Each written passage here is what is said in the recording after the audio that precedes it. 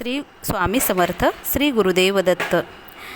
वर्षभरात म्हणजे 365 दिवसात आपण काही सेवा ह्या करत असतो, परंतु त्या सेवा आपल्याला फल देत नाहीत. परंतु एक छोटीशी सेवा ज्या विशिष्ट दिवशी करतात ना, ती सेवा आपल्याला नक्कीच फलही देत असते. त्या दिवशी छोटीशी सेवा देखील आपल्याला अनेक पटीनं फळ देऊन जात असते. अनेक सेवेकरांचा असा अनुभव आहे की त्या दिवशी स्वामींना मनापासून केलेली प्रार्थना आपलं आयुष्य बदलून टाकते. आणि असा एक अत्यंत पवित्र दिवस आता अगदी जवळ येत आहे. 20 मार्च म्हणजे स्वामी महाराजांचा प्रकट दिन. स्वामी सेवेकरांसाठी हा दिवस अत्यंत विशेष आणि चैतन्यमय मानला जातो. असं मानलं जातं की या काळामध्ये दत्ततत्व, स्वामी तत्व 1000 पटीनं सक्रिय असतं.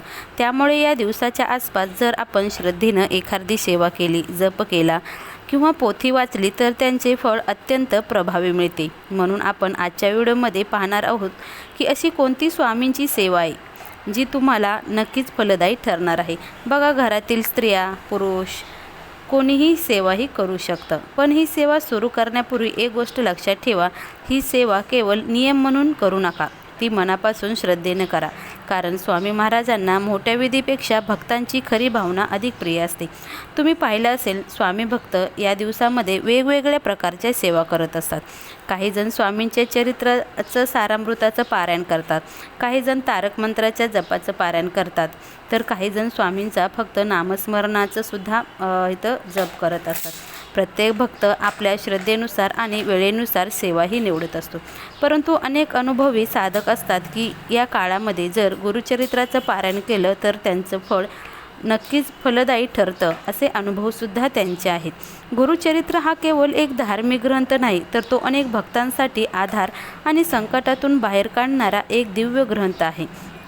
असं म्हटलं जातं की जेव्हा एखादा सेवेकरी मनापासून गुरुचरित्र वाचतो तेव्हा त्याला आयुष्यातील मोठ्या समस्येतून बाहेर पडण्याचा मार्ग सापडतो.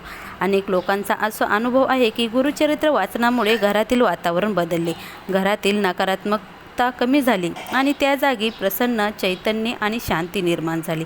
काही जण तर असंही सांगतात की गुरुचरित्र वाचनामुळे अनेक संकटावर उपाय त्यांना मिळाले, त्या अडचणीतून त्यांना मार्ग मिळाला. मग त्या शिक्षणाच्या असतील, करिअरच्या असतील किंवा आरोग्याच्या असतील, त्यातून त्यांना मार्ग नक्कीच मिळतो. गुरुचरित्र वाचनामुळे पितृदोष, ग्रहदोष, ग्रहबाधा कमी होण्यास मदत होणे. अनेक सेवेकरांची मनापासून इच्छा असते की त्यांनी गुरुचरित्र पारायण करावे. पण इथे एक मोठी अडचण येते की प्रत्येकाच्या आयुष्यात परिस्थिती वेगळी असते. काहीच्या घरी लहान बाळ असतं, काही नोकरी असतात, काही व्यवसायामध्ये व्यस्त असतात. त्यामुळं त्यांच्या ह्या ज्या काही अडचणी असतात, काहींना नियम पाळायला येत नाहीत, त्यामुळं पारायणाने करणं शक्य होत नाही. त्यामुळे त्यांच्या मनात एकच प्रश्न निर्माण होतो की आपल्याला पूर्ण गुरुचरित्र पारायण करणे शक्य नाही, तर मग स्वामींची कृपा मिळवण्यासाठी आपण काय करू शकतो? बघा, हा महत्त्वाचा प्रश्न आहे आणि त्यांचे उत्तर खूप सोपे आहे. जर तुम्हाला पूर्ण पारायण करणं शक्य नसेल तर तुम्ही गुरुचरित्रातील एक विशिष्ट अध्याय वाचू शकता. त्यातील एखादा श्लोकसुद्धा तुम्ही वाचू शकता. त्यानेसुद्धा तुम्हाला पूर्ण गुरुचरित्र पारायणाचं फळ मिळू शकते. आणि विशेष ही सेवा खूप सोपी आहे, पण या सेवेमध्ये काही छोटे नियम आहेत, जसे की सेवा सुरू कधी करायची, किती दिवसाची करायची, कोणता अध्याय वाचायचा, हे सर्व आपण जाणून घेणं खूप महत्त्वाचं आहे. या सर्व गोष्टी आपण आता आजच्या व्हिडिओमध्ये पाहणार आहोत. त्यामुळे व्हिडिओ स्किप न करता शेवटपर्यंत तुम्ही नक्कीच पहा. अनेक सेवेकरांच्या जीवनात सकारात्मक बदल घडून आणले असं जर वाटत असेल तर तुम्हाला गुरुचरित्र पारायण हे करायचं असतं. बघा, जेव्हा अनेक भक्त येऊन स्वामींचे नाम घेतात तेव्हा त्या नामस्मरणाची शक्ती अधिक पटीने वाढते. मग आता इथून पुढे आपल्याला स्वामींच्या प्रकट दिनापर्यंत स्वामींचं नामस्मरण हे करायचं आहे. आयुष्यातील स्वामींची कृपा कशी प्राप्त होऊ शकते, तर एक गोष्ट इथं नेहमी लक्षात ठेवा, स्वामी महाराजांची सर्वात मोठी सेवा कोणती असेल तर ती केवळ जप, पूजा किंवा पारायण नाही. या सर्व गोष्टी निश्चितच महत्त्वाच्या आहे, पण त्याहून सर्वात मोठी एक सेवा आहे, ती म्हणजे दुःखात असलेल्या माणसांना स्वामीचा मार्ग दाखवणे.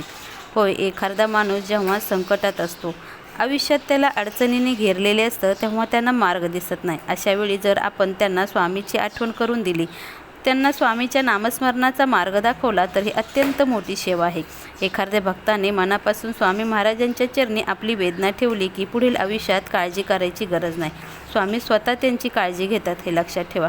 अनेकांना याचा अनुभवसुद्धा आला आहे. जेव्हा आपण स्वामींना मनापासून हाक मारली तेव्हा तिथे सर्व दरवाजे बंद झाले असले तरी तिथे अचानक एक नवीन मार्ग उघडतो. म्हणूनच स्वामी सेवा केवळ स्वतःसाठी काही करणे नाही, तर इतरांच्या आयुष्यातही प्रकाश पोहोचवणे आहे. ही सुद्धा मोठी सेवा आहे. समजा तुमच्या ओळखीमध्ये एखादी व्यक्ती खूप त्रासातून जात असेल, आयुष्यात सतत समस्या येत असतील, तर अशा वेळी तुम्ही तिला स्वामीचे नामस्मरण सांगू शकता किंवा एखादा धार्मिक ग्रंथ वाचण्याचा सल्लासुद्धा देऊ शकता. ही सुद्धा सुंदर सेवा आहे. बघा, तुम्ही पाहिलं असेल अनेक सेवेकरी स्वामी चरित्र सारामृत किंवा गुरुचरित्र ग्रंथ इतरांना भेट म्हणून देतात. ही एक अत्यंत पुण्याची सेवा मानली जाते, कारण तुम्ही एखाद्या व्यक्तीला ग्रंथ दिला आणि त्या व्यक्तीने जर तो ग्रंथ मनापासून वाचला तर त्याचं पुण्य तुम्हालासुद्धा मिळतं.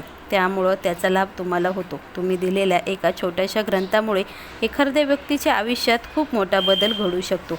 कधीकधी असंही घडतं की एखादा माणूस आयुष्यात खूप निराश झालेला असेल, त्याला कुठलाच मार्ग दिसत नसेल. अशा वेळी जर त्यांच्या हातात तुम्ही चांगला ग्रंथ दिला, वाचायला त्यांनी सुरुवात केली, नव्या आशेचा किरण त्यांना मिळू शकतो. म्हणून अनेक असे साधक आहेत की जे ग्रंथदान ही अत्यंत प्रभावी सेवा आहे असे सांगितले जाते. आता इथं प्रश्न येतो की सेवा कधीपासून सुरू करायची. बघा, सेवा करताना कोणतेही नियम नाहीत. तुम्हाला ज्या दिवशी वेळ मिळेल त्या दिवसापासून तुम्ही सेवा करू शकता. महत्त्वाची गोष्ट म्हणजे काय, तर मनापासून सेवा करणे. तुम्ही दिवसभरातील कोणत्याही वेळेलाही सेवा करू शकता. दुपार, सकाळ किंवा संध्याकाळ, तुम्हाला शांतपणे वेळ मिळेल त्यावेळी सेवा करा. पण इथे एक छोटी गोष्ट लक्षात ठेवायची आहे. तुम्ही साधारणतः दुपारी 12 ते 12:30 यावेळी सेवा करणे टाळावे.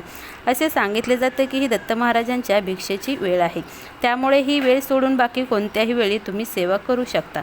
अनेकांच्या मनात प्रश्न येतो की घरामध्ये काही अडचणी असतील, नियम पूर्णपणे पाळत जात नसतील, मग असं काय होईल का? म्हणजे पुढे मी तुम्हाला सांगणार आहे. बघा, काही अडथळे घरात असतील, सेवा कशी सुरू करायची, हा भाग काळजीपूर्वक ऐकायचा आहे. आणि इथे एक महत्त्वाचा विषय समजून घेऊया की भक्ताची मनापासून सेवा इच्छा असते की स्वामींची सेवा करणे, परंतु त्यांना वेळ मिळत नाही किंवा नियम पाळणे शक्य होत नाही. तर इथे एक गोष्ट लक्षात ठेवा, स्वामी महाराजांना भक्ताची भावना महत्त्वाची असते, मग नियम नाहीत. नियम पाळले तर सेवेला अधिक चांगले फळ मिळते, परंतु एखादा नियम पूर्णपणे पाळला जात नाही म्हणून सेवा सोडून देणे योग्य नाही. उदाहरणार्थ सांगायचे झाले तर अनेक घरामध्ये असे होते की घरातील काही सदस्य मांसाहार करतात. अशा वेळी काही भक्तांना वाटते की आपण आपल्या घरामध्ये मांसाहार होतो, मग स्वामी सेवा करू शकत नाही. पण अशा वेळी सेवा थांबवायची नसते. तर घरातील इतर सदस्य आपल्या ऐकत नसतील आणि ते मांसाहार करत असतील तर आपण आपल्या श्रद्धेनुसार सेवा सुरू करायची असते. अशा वेळी एक सोपा उपाय सांगितला जातो. घरामध्ये गोमूत्र शिंपडावे आणि त्यानंतर पुन्हा सेवा सुरू करावे, कारण आपण आपल्या बाजूने स्वच्छता आणि श्रद्धा ठेवत असतो. बाकीच्या गोष्टी स्वामी महाराजांच्या हाती सोडवायच्या असतात. स्वामी महाराज प्रत्येकाच्या आयुष्यात योग्य वेळ आल्यावर सकारात्मक बदल घडवतात. तसेच आणखी एक गोष्ट लक्षात ठेवायची असेल, जर घरामध्ये सुतक असेल किंवा मासिक धर्माला असेल तर त्या काळामध्ये सेवा करणे टाळावे.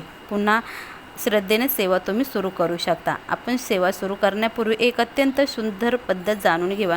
ही सेवा सुरू करत असाल तेव्हा शक्य असेल तर एकदा स्वामींच्या मंदिरात किंवा दत्त महाराजांच्या मंदिरात जा. आपल्यासोबत नारळ आणि खडीसाखर तुम्ही घेऊन इथं जाऊ शकता. भक्तिभावनेने स्वामी महाराजांना अर्पण करायच्या असतात त्या वस्तू.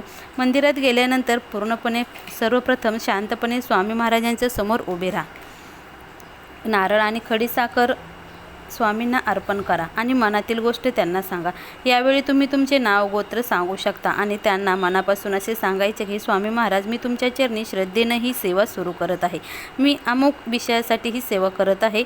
माझ्या मनातील जी इच्छा आहे ती तुमच्या कृपेनं पूर्ण होऊ द्या, असे आपल्याला मनामध्ये स्वामी महाराजांना सांगायचे आहे. आणि काही क्षण डोळे बंद करून त्यांच्या चरणी नमस्कार करा. बघा, इथे एक गोष्ट लक्षात ठेवा, आपण स्वामी महाराजाकडे जे मागतो ते आपल्याला लगेच मिळेल असे नाही. कधीकधी एखाद्या गोष्टीसाठी थोडा उशीर लागतो, पण त्यामागेही स्वामींचा काहीतरी हेतू असतो. कधीकधी स्वामी महाराज आपल्याला आपण मागितलेल्या गोष्टीपेक्षा अजून चांगली गोष्ट देण्यासाठी योग्य वेळेची वाट पाहत असतात. कधीकधी आपण जी गोष्ट आपल्या हिताची नसतो. पण एक गोष्ट लक्षात ठेवा, भक्ती अढळ ठेवा. स्वामी महाराजावर विश्वास ठेवा. स्वामी तुम्हाला कधीही एकटी सोडत नाही, म्हणून श्रद्धा आणि विश्वास कायम ठेवा. बघा, एक अत्यंत सोपा आणि शक्तिशाली श्लोक आपल्याला गुरुचरित्र पारायणामधला करायचा आहे. ज्या श्लोकाने तुमच्या घरातील सर्व निगेटिव्हिटी दूर होणार आहेत. बघा, त्याचे फायदेसुद्धा खूप आहेत. चला तर आपण जाणून घेऊया. गुरुचरित्र पारायण करणे तुम्हाला शक्य नसेल, वेळ, नियम आणि ह्याच्यामुळे तुम्ही ते करू शकत नसाल, तर गुरुचरित्र वाचनाचे पुण्यफळ तुम्हाला या श्लोकाने सुद्धा मिळू शकतं. हा श्लोक अत्यंत लहान आहे, पण त्यामागे दत्त परंपरेचा संपूर्ण इतिहास आणि शक्ती दडलेली आहे. असे सेवेकरी असे सांगतात की जे लोक श्रद्धेने हे श्लोक म्हणतात त्यांचे मन शांत होतं, अडचणी कमी होतात आणि गुरूंची कृपा मिळण्यास श्लोक असा आहे की दत्तांचा अवतार झाला कलियुगी श्रीपाद पिठापुरी, त्यामागे दुसरा नरसिंह सरस्वती करंजे ग्राम अंतरी, तीर्थहिंडत पातला बिल्बवाडीत संगमा, तेथून मठ गाणगापुरी वसे वारी दिनांची. हा श्लोक तुम्हाला म्हणताना घाई करायची नाही, शांतपणे स्पष्ट उच्चाराने हा श्लोक म्हणा. तुम्हाला गुगलवर, यूट्यूबवर हा श्लोक मिळून जाईल. शांतपणे श्रद्धा ठेवून हा श्लोक म्हणायचा आहे. श्लोक म्हणण्याची योग्य पद्धत पाहूया. सर्वप्रथम घरातील देवघरामध्ये तुम्ही एक दिवा प्रज्वलित करायचा आहे. नंतर अगरबत्ती तुम्ही लावू शकता. नेहमी सकारात्मक ऊर्जा दिवा लावल्यामुळे आपल्या घरामध्ये येत असते. काही क्षण शांत आपल्याला स्वामी महाराजांचे नामस्मरण करायचं आहे. त्यानंतर आपल्याला या श्लोकाचं पठण सुरू करायचं आहे. बघा, हा श्लोक रोज तुम्हाला 108 वेळा म्हणायचं आहे. अत्यंत शुभ आहे. 108 जमत नसला तर तुम्ही 51 वेळासुद्धा हा श्लोक म्हणू शकता. सर्वांना शक्य होत नाही अशा वेळी तुम्हाला 21 वेळा तरी हा श्लोक म्हणण्याचा प्रयत्न करा. सर्वात महत्त्वाची गोष्ट म्हणजे श्रद्धा. तुम्ही किती वेळा म्हणता ह्याला महत्त्व नाही, तुम्ही किती मनापासून म्हणता ह्याला महत्त्व आहे. त्यामुळे सेवा करताना पूर्ण श्रद्धेने करायची असते. घरातील लहान मुलांना देखील हा तुम्ही श्लोक शिकवू शकता. खूप सोपा श्लोक आहे.